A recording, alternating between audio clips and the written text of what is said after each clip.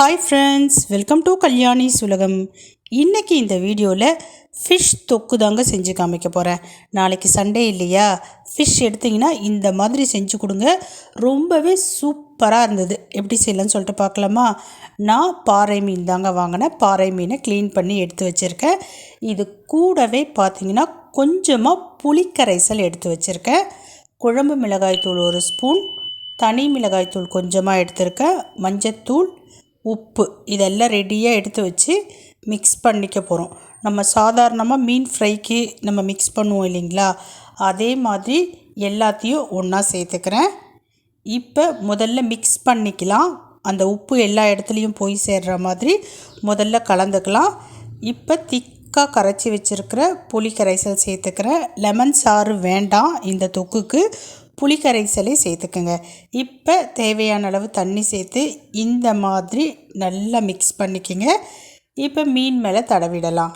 நம்ம எப்பவுமே ஃபிஷ் ஃப்ரைக்கு மசாலா போடுவோம் இல்லைங்களா, அதே மாதிரி தான். இப்போ கலந்து எல்லா ஃபிஷ் துண்டுலேயும் நல்லா மிக்ஸ் பண்ணிவிட்டேன். இதை நம்ம ஊற விட்டுடலாம். ஒரு அரை மணி நேரத்துக்கு நல்லா ஊற விட்டுடலாம். நீங்களும் இதே மாதிரி எல்லா மீன் துண்டுலேயும் சேர்த்துக்குங்க. சேர்த்து நல்லா மேரினேட் பண்ணி வச்சுக்கோங்க. இப்போ நான் நல்லா பார்த்திங்கன்னா எல்லா ஃபிஷ் துண்டுலேயும் மசாலா பூசிட்டேன். 1/2 hour ஊற விட்டுட்டேன். இப்போ நம்ம தோசைக்கல்லில் போட்டு பொரித்து எடுத்துக்கலாம். தோசைக்கல்லை சூடாக்கியாச்சு. அதில் இந்த ஃபிஷ் துண்டுகளை சேர்த்துக்கிறேன். இந்த மாதிரி நீங்கள் சேர்த்துக்குங்க. சேர்த்த பிறகு தேவையான அளவு எண்ணெய் சேர்த்துக்கலாம். எண்ணெய் சேர்த்து 2 பக்கமும் நல்லா சிவக்க பொரித்து எடுத்துக்கலாம். நம்ம மீன் வறுக்கிற மாதிரியே தான். இப்போ பாருங்கள், எண்ணெய் சேர்த்துட்டேன். எண்ணெய் சேர்த்துட்டு சிம்மிலேயே வச்சு நம்ம ஃப்ரை பண்ணிக்கலாம். இப்போ பாருங்கள், நல்லா ஓரம்லாம் அப்படியே ஃப்ரை ஆகி வரும். அதை வச்சு நம்ம தெரிஞ்சுக்கலாம் ஒரு சைடு நல்லா ஃப்ரை ஆகிடுச்சி அப்படின்றத. பாருங்கள், அந்த கார்னர் பகுதியெலாம் நல்லா முறுமுறுன்னு வரும். அந்த எண்ணெயினுடைய சலசலப்பு அடங்கிருச்சுனாலுமே நம்ம தெரிஞ்சுக்கலாம் ஒரு சைடு ரெடி ஆகிடுச்சு அப்படின்ட்டு. இப்போ ஒரு சைடு ரெடி ஆகிடுச்சு. நான் திருப்பி போட்டுக்கிறேன். பாருங்கள் எந்த அளவுக்கு நல்லா சிவந்து வந்திருக்குன்னு பாருங்கள். இப்போ திருப்பி போட்ட புறமும் சிவந்த பிறகு நம்ம கீழே இறக்கி வச்சுக்கலாம். அதுக்கு அப்புறமேட்டு என்ன பண்ணுறேன் அப்படின்றது தான் ரொம்ப ரொம்ப முக்கியம். பாருங்கள், இப்போ நல்லாவே ரெடி ஆகிடுச்சு. நான் கீழே இறக்கி வச்சுட்டேன். இப்போ மறுபடியும் ஒரு கடாய் வச்சுக்கிறேன். அதில் நல்லெண்ணெய் சேர்த்துக்கிறேன். நல்லெண்ணெய் சூடான பிறகு கொஞ்சமாக சோம்பு சேர்த்துக்கிறேன். கூடவே கொஞ்சமாக சீரகம் சேர்த்துக்கிறேன். ஒரே ஒரு பெரிய ஆனியனை பொடியாக கட் பண்ணி சேர்த்துக்கிறேன். கூடவே கொஞ்சமாக கறிவேப்பிலை சேர்த்துக்கிறேன். நல்லா வதக்கிக்கலாம். வெங்காயம் ஓரளவு வதங்கின பிறகு இஞ்சி பூண்டு பேஸ்ட்டு சேர்த்துக்குங்க. நான் 6 துண்டு வறுத்தேன், ஆனால் 3 துண்டு மட்டும்தான் இந்த தொக்குல சேர்க்க போகிறேன். அதனால் ஒரு 1/4 ஸ்பூன் அளவுக்கு இஞ்சி பூண்டு பேஸ்ட்டை சேர்த்து வதக்கிட்டேன்.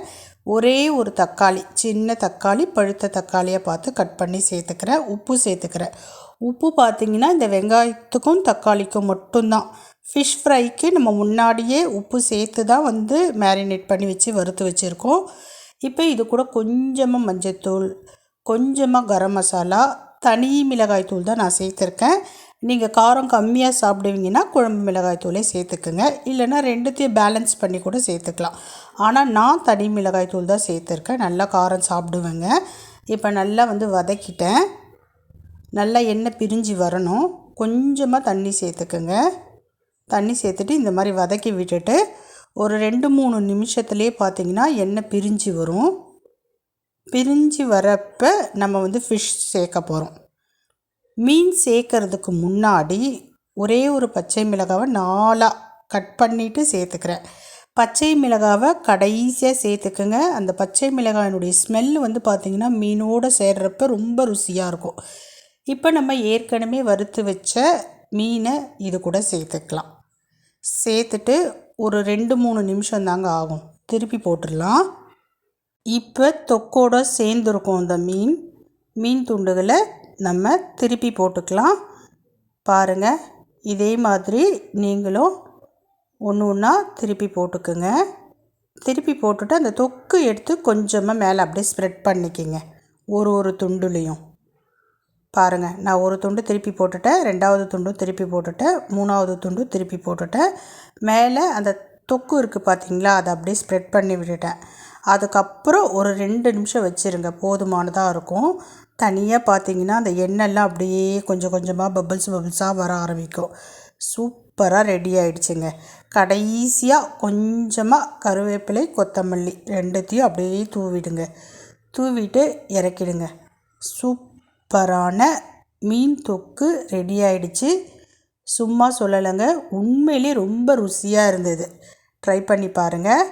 நாளைக்கு கண்டிப்பாக செஞ்சு பார்த்துட்டு எப்படி இருந்தது அப்படின்றத கமெண்ட் செக்ஷனை மறக்காமல் சொல்லுங்கள். எங்கள் வீட்டில் எல்லாருக்குமே ரொம்ப பிடிச்சிருந்தது இந்த மீன் தொக்கு. குறிப்பாக என்னுடைய 2வது மக ரொம்பவே நல்லா இருக்குமான்னு சொல்லிட்டு சொன்னான். ரொம்ப பெரிய விஷயங்க.